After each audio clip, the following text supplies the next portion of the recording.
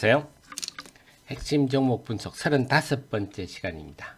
오늘은 에코프로 BM에 대해서 좀 보도록 하겠습니다. 자, 에코프로 BM 최근에 장편 시세가 나고 있는데 그 배경 2차 전지 관련주 전반이 삼성의 SDI도 최근에 주가가 많이 올랐습니다. 이렇게 오른 배경은 미국의 테슬라 때문입니다. 미국의 테슬라가 주가가 그야말로 장쾌한 시세를 뽑았습니다. 쭉 하면서 특히 새해 들어서는 천상계 주식이다 할 정도인데 제가 볼 때는 항상 주가가 이렇게 계속 꾸준히 오르다 보면 마지막에는 피날레가 장식되거든요. 테슬라는 피날레는 일단 지금 만들어졌다고 보고 다시 한번 재상승해서 쌍봉을 만들고 좀 조정 국면에 들어가지 않겠느냐 생각입니다. 어쨌거나 이런 분위기 때문에 우리 삼성의 SD 배터리 메이커들이 부각이 됐고 그러면서 소재주들도 부각이 되고 있습니다. 그런 환경. 그래서 예상보다는 좀 빨리 테슬라 때문에 빨리 분위기가 만들어졌다 생각이고요. 자, 이와 관련해서 그러면 오늘 이 시간은 에코프로 BM이 뭐하는 회사인지 그리고 에코프로 BM을 통해서 우리가 1등주에 투자할 이유까지 한번 살펴보겠습니다. 자, 에코프로 BM 제 카페 아시죠? 남다른 주식 투자의 길, 기업 리포터들이 많이 있으니까 참고하시고요. 자, 이 회사는 양극활 물질을 만드는 회사입니다. 그래서 그 중에서 NCA, 니켈, 코발트, 이건 알루미늄이죠. 그래서 니켈, 그 다음에 NCM, 이거는 전기차용, 요거는 전동공구용. 전동공구가 경기에 굉장히 영향을 많이 받습니다. 작년에 세계 경제가 흔들리면서 전동공구 수요가 줄면서 하반기에 별로 안 좋았고요. 이건 NCM은 주로 전기차에 많이 쓰입니다. 그래서 이 회사의 주력은 아직은 NCA고, 이 non-IT라는 게 이게 이제 전동공구를 말하는 겁니다. 그 다음에 EV, 이거는 전기차고. 그렇습니다. 아, 그렇군요. 그럼 양극재는 뭡니까? 자, NCM을 예를 들어서 한번 설명을 드려 어떻게 쓰이느냐, 양극재가. 자, 보시면 니켈, 그 다음에 코발트, 그 다음에 망간, 얘들을 좀 액상화한다 그럴까요? 그렇게 하고 여기에다가 도전제를 넣습니다. 도전제는 전자가 잘 이동할 수 있도록 좀 윤활유 같은 느낌이랄까. 여기다가 바인더를 넣습니다. 자, 왜냐하면 양극재는 얘들이 바인더 이게 잘 안 들라붙거든요. 그래서 바인더를 좀 접착제 같은 느낌. 그래서 이거를 이제 슬러리 형태로 슬러리면 우리가 여름에 좀 슬러리 있지 않습니까? 여름에 막 액체도 아닌 것이 얼음도 아닌 것이 그런 느낌. 이걸 만들어서 알루미늄에다가 싹 바릅니다. 얇은 알루미늄 싹 바릅니다. 이게 플러스죠. 마이너스는 뭡니까? 음극재죠. 음극재는 흑연을 쓰잖아요. 흑연은 구리에다가, 여기는 구리에다가 흑연을 얇게 싹 해가지고 결국 흑연의 원자 6개가 전자 1개를 품거든요. 그러니까 결국 흑연을 얇게 만들면 만들수록, 아니면 이 구리를 얇게 만들면 만들수록 더 많이 품을 수 있다. 그래서 흑연 얘기는 다음에 포스코 케미칼 이런 얘기 하면서 제가 말씀을 드릴게요. 흑연은 포스코 케미칼. 그래서 전자가 요렇게 해서 흑연이 품으면 이게 충전이죠. 어떤 전자를 이렇게 방출하면 이게 전자는 리튬 전자입니다. 리튬. 기본적으로 리튬이 다 그 역할을 한다는 겁니다. 그래서 그걸 항상 염두에 두시고요. 그래서 이런 게 충전과 방제 대충 이렇게 이해하시고, 아, 그래서 이게 이제 그래서 이걸 양극 활 물질이구나 이렇게 얘기를 합니다. 자, 그래서 대충 이 정도 느낌으로 이해하시면 이해가 되실 겁니다. 그래서 도전제는 대주전자 재료가 도전제 하면서 대주전자 재료도 나노 신소재가 도전조 얘기 나오죠. 도전자 얘기 나오고, 그다음 대주전자 재료는 이 실리콘 첨가물 얘기도 나오고 하는데, 다음에 그 기업들 하면서 제가 설명을 드릴게요. 그래서 전동 공구용으로는 삼성 SDI로 주로 가고 있고요. NCM은 SK 이노베이션 전기차 배터리 한 60%를 SK 이노베이션 점유율을 가지고 있습니다. 시장 내에. 자, 그렇게 보시고요.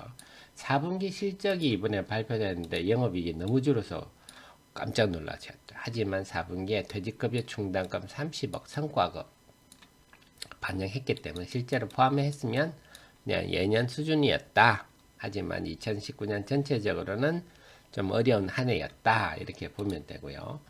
10월 말에 포항공장 준공했습니다. 이게 상당히 큽니다. 기존에는 이 회사는 오창에만 있었어요. 오창에 4개 공장이 있었는데 라인이 있었는데 이번에 포항의 첫 공장입니다. 포항 캠5 공장. 그래서 이 오창이 29,000톤인데 이게 26,000톤이니까 상당히 큰 편이죠. 단일 공장으로는. 그래서 양극재 생산 규모는 세계 1위가 됐습니다. 그리고 바로 근데 보면 NCA가 아직도 라인이 전기차 시대인데 왜 NCA가 더 라인이 많죠? 이거는 아래 좀 설명을 드리겠습니다. 이 회사는 지금 55,000톤이니까 LNF가 지금 올해 2002년 상반기에 보면 이제 3만 톤 가능하고 아직은 지금은 가동은 안 하고 있지만 3만 톤 수준입니다. LNF도 그 정도 되는구나 염두에 두셔야 되겠고요. 그래서 앞으로 이 회사의 장기 플랜은 뭐냐? 포항이 주력입니다. 포항에 총 15만 평 일대에서 1조를 투자해 가지고 한 공장을 이쪽에 수직 계열화 하겠다. 수직 계열화 하겠다. 포항이 핵심이고요. 지금 5.5만 톤은 지금 했는데 앞으로 바로 캠 5N 공장이 바로 지금 착공이 들어갈 겁니다. 이게 한 2.6만 톤 되고요. 여기에다가 캠 6가 지금 하고 이게 5만 톤 정도 됩니다. 그러니까 지금 하면 다 얼마입니까? 지금 8만 1천 톤에 5만 톤 이제 하면 13만 1천 톤이 되죠. 어마어마한 규모죠. 자, 이 부분을 생산 능력을 확충하겠다. 그리고 포항에 수직 계열을 하겠다 하는 거고 오창 공장은 기존에 있는 오창 공장은 다품종 소량 생산 기지로 전환하겠다 하는 게 여기 계획입니다. 자, 그래서 근데 왜 삼성 SDI 투자 얘기가 나오느냐? 이번에 전자신문에 또 났습니다. 삼성 SDI 투자금도 이게 새로운 건 아닙니다. 이게 전자신문에 났는데 전자신문에 지난 7월에도 났습니다. 19년 7월에도 전자신문 기사가 나 삼성 SDI 투자 검토하고 있다. 근데 엊그제 기사는 투자는 확정했다. 세부적인 거 협의하고 있다. 그런 게 왜 삼성 SDI가 얘기 나오냐면 BMW하고 5세대 배터리 여기가 NCA도 들어간다는 겁니다.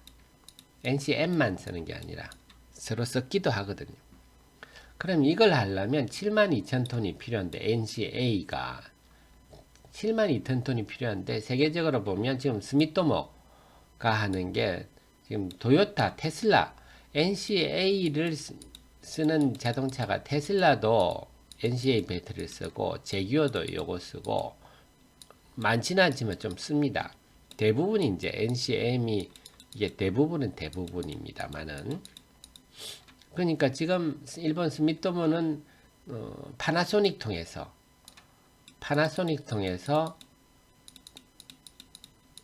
테슬라로 공급하기도 지금 급급하거든요. 도요타도 써야죠. 그래서 스미토모는 삼성 SDI 둘 여러 개 없고 3위 바스프도 10,000톤밖에 안 됩니다.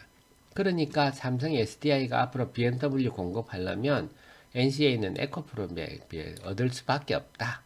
그래서 좀 전에 말씀드렸지만 캠5, 캠6 이 공장은 5만 톤은 아마 삼성전자 투자를 받아서 삼성 SDI 전용으로 삼성이 SDI로부터 투자를 받아서 SDI 전용으로 가지 않겠느냐 이게 시장의 전망입니다. 그러면 상당히 안정화되겠죠. 근데 그렇게 갈 수밖에 없는 또 상황이도 상황입니다. 그래서 전자신문에 보도가 그렇게 났다 하는 거고 그 앞서서 2월 3일에는 SK 이노베이션과 4년 동안 2조 7천억대, 그러니까 연 7천억, 천억인데 이미 하고 있거든요. 거래를. SK 이노베이션 내 한 60%는 양극재 60%는 에코프로비엠이 공급하고 있거든요. 그러니까 실제로 하면 한 8천억 이상 될 것 같습니다. 그러니까 연간 8천억 이상 매출처는 에코프로비엠이 확보를 했다. 근데 아까 말씀드렸지 포항의 공장을 완공했으니까 돌아가는 대로 SK 이노베이션 공급하기도 급급하겠죠. 삼성의 SDI나 LG화학은 스스로도 양극재는 좀 만들고 있습니다. 근데 자기들이 뭐 양극재 업체는 아니니까요. 양극재를 만들고 있고 그 양극재는 LG화학은 만들면서 이쪽은 포스코 케미칼하고 지난번에 2조 정도 2조 계약을 맺었죠. 그래서 LG화학은 포스코 쪽하고 지금 맺었고 SK이노베이션은 에코프로 BM하고 지금 맺어 있는 상태고 삼성의 SDI도 에코프로 BM하고 NCA 부분을 할 가능성이 높다. 이렇게 보시면 되겠고요. 그래서 그동안에 보면 휴대폰만 주로 쓰였으니까 휴대폰은 리튬 코발트 LCO를 주로 썼습니다. 이게 리튬 코발트죠. 근데 문제는 이 코발트가 워낙 비싸지 않습니까? 그래서 전기차에 코발트를 그렇게 쓸 수는 없거든요. 그러다 보니까 좀 싸게 코발트 양을 줄이는 NCM이나 NCA. 그럼 지금 이제 NCM, 예를 들어서 NCM 이런 얘기 들어보셔야 돼요. 지금은 811 하이니켈, 니켈을 NC 811 이게 뭐 이름이 아니고요. 니켈이 8, 코발트가 1, 망간이 1 이렇다는 얘기입니다.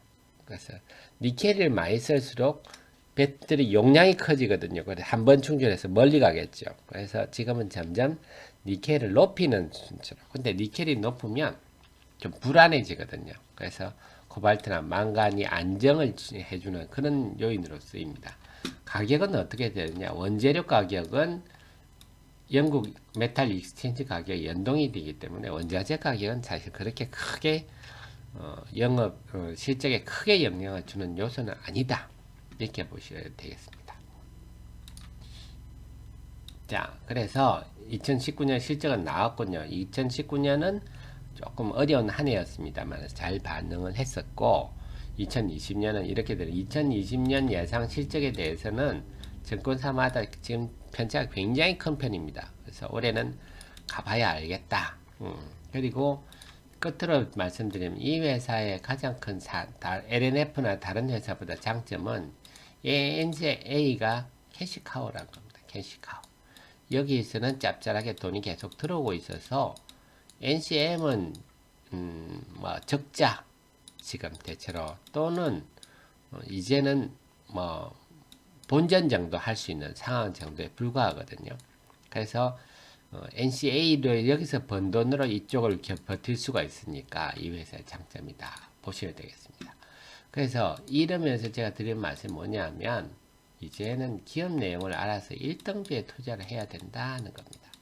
1등주에 기업 내용을 아셔야 되는 게 첫째 중요하다. 왜냐하면 자 에코프로면이 이렇게 빠질 때 65,000원까지 빠질 때도 상대적으로 덜 빠졌잖아요. 65,000원에서 빠질 때 상대적으로 덜 빠지고 재료가 크게 나옵니다만 두 번째가 LNF 같은 회사도 한때는 LNF가 더 주가가 비싸기도 했죠. 양극재로. 근데 뭡니까? 이 회사는 더 빠져버리죠. 투자 시기 결정도 늦었고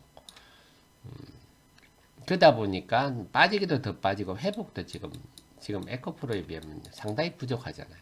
그래서 이 회사는 좀 따지면 양극재 중에는 2등주라고 할 수 있는데 1등주하고 2등주하고 이렇게 차이가 납니다. 그 다음에 코스모 신소재도 양극재를 하거든요. 근데 이 회사 재무구조가 엉망입니다. 그러니까 이 회사는 아예 안 오르잖아요. 생산 규모도 미미하고 아예 안 오릅니다. 근데 지금 양극재는 그래서 에코프로 BM하고 포스코 케미칼 이 작년 4월에 포스코 E&M 양극재 회사 합병하면서 그래서 포스코 케미칼 국내 유일의 음극재 업체이기도 하지만 양극재 부분이 부각이 돼서 올라갑니다. 그래서 결국 양극재는 우리가 1등주에 투자할 이유는 기업 내용을 알고 1등주에 투자하면 이런 차이가 난다. 기업 내용을 알고 모르고는 이런 차이가 난다. 기업 내용을 모르고 투자하시는 건요. 장님 코끼리 만집니다. 여행을 바라는 것과 마찬가지다. 그래서 기업 내용을 꼭 저랑 같이 공부를 하시자. 그런 말씀 드리고요. 자, 그래서 오늘은 그 다음에 그러면 주가는 어떻게 봅니까? 사실은 지금 주가 어떻게 봅니까? 저는 뭐 아까 데일리 리포트에 썼지만 한 65,000원 밑은 자 주가는 뭡니까? 미래를 반영하는 게 주가거든요. 이 주가가 지금 고평가입니까? 그렇게 말할 수는 없어요. 왜냐 2020년도 좋아지고 21년도 좋아지고 2022년도 좋아지고 미래가 굉장히 지금 밝은 부분이라서 시장이 프리미엄을 얼마나 주느냐 문제거든요. 프리미엄을 뭐 30을 줄 수도 있고 40을 줄 수도 있고 50을 줄 수도 있거든요. 그래서 올해 예를 들어서 2,700원이다. 그럼 프로그램 PR을 20배 줬다. 그럼 54,000원이 되는 거고 30배 줬다. 그러면 얼마 되니까 81,000원이 되는 거고 40배 줬다. 그러면 108,000원이 되는 거잖아요. 이건 시장이 주는 겁니다. 이거에 대해서 우리가 뭐라고 할 게 없어요. 성장주에 대해서는. 그래서 우리가 성장주에 투자를 해야 되는데, 근데 중요한 거는 1, 4분기까지는요, 2차전지 쪽이 실적이 좀 별로일 겁니다. 그래서 제가 조금, 그래서 이번에 테슬라 아니었으면 이번에 이렇게 오르지는 못했다고 보는데, 좀 빠른데, 그래서 1, 4분기 실적을 감안할 때는 당분간은 65,000원 위에서는 좀 발빠른 매매하는 게 맞지 않느냐 싶고, 최근에 수급도 그렇습니다. 기관들이 매수를 거의 안 하고 있거든요. 그러니까 최근에 주가는 올랐지만 요거는 이제 SK 때문에 올랐고 요거는 이제 삼성의 SDI 때문에 오르기는 했지만 기관이 계속 팔고 있어서 지금은 좀 부담스럽다. 이렇게 솔직한 마음이고요. 그래서 65,000원 위에서는 수급을 보면서 좀 발빠른 매매를 하면서 당분간 대응하는 게 맞지 않겠느냐. 그래서 지금은 2차전지 쪽은 제가 볼 때는 테슬라가 다시 한번 피날레를 하면서 소위 말하는 쌍봉을 형성하고 꺾이는 흐름이 나타나지 않겠느냐. 워낙 올라 쉬어야죠. 그래서 지금은 그렇게 본다면 우리 또 다음 주 전반기 정도에서 2차 전지들이 마지막으로 한번 단기 강세를 보인 다음에 숨고르기 들어가지 않겠느냐. 그렇게 본다면 지금은 따라가기는 좀 부담스럽다는 게 제 판단이고 오히려 있는 분들은 다음 주 전반기에 만약에 다시 한번 오르면 이익 실현 한번 하고 쳐다보시고 전체적으로 올 봄 정도가 한번 올 봄이 2차 전지주들이 본격적으로 추세적으로 움직일 시기가 아닌가. 이때는 뭐 2등주, 3등주까지 같이 관심을 두는 게 필요하지 않나. 저는 일단 그렇게 생각하고 있습니다. 자, 오늘 35번째 시간이었고요. 제가 설명이 도움이 되셨다면 좋아요 꼭 눌러주시기 바랍니다. 고맙습니다.